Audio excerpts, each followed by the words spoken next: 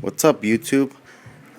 Finally, here is a video of how to make your own dry herb atomizer.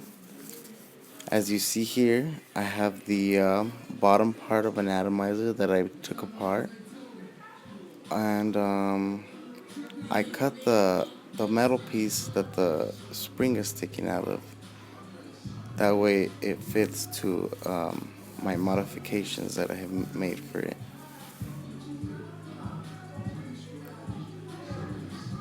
What I did was I took a cartomizer apart, and all of the pieces were actually useful to me. Like this one right here, this is the bottom which holds the coil. I hollowed it out, and what I'm going to do with it is put it over the bottom of the atomizer part.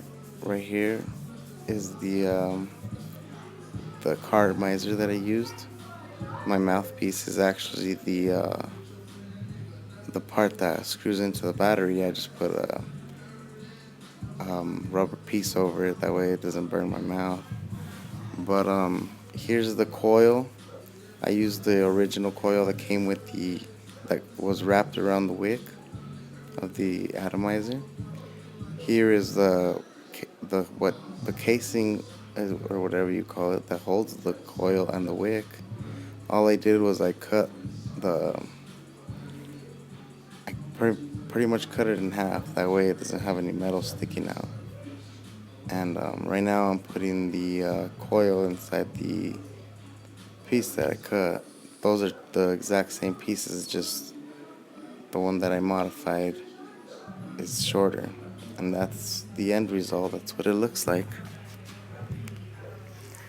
So what I'm going to do is that piece that I was talking about, I'm going to slip it over this part like that, and make sure that the spring is out enough. That way it touches the bottom of this piece.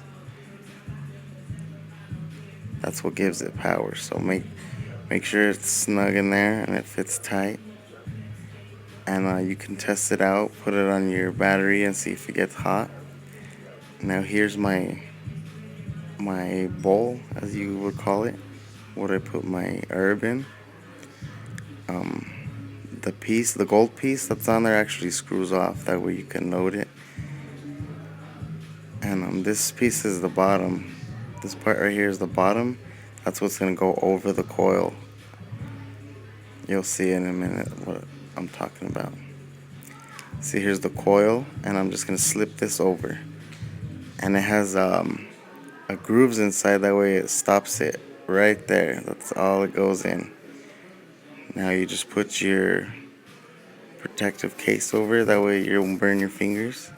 And there you have it, a brand new atomizer. Now I found out a better way to do it. The original tank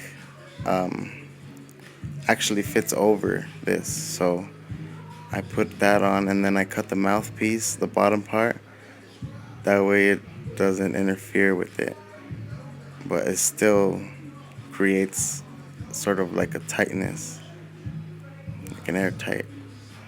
Just screw it on, and there you go. It's like a stealth atomizer. You smoke weed out of it. I'm gonna do a little test run for you, show you how much it smokes. Don't forget to subscribe to my channel. Leave any comments or anything if I helped you out, or if you have any ideas on what I should do.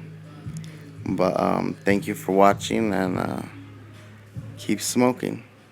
By the way, that's not weed I'm smoking, that's just a regular e-liquid.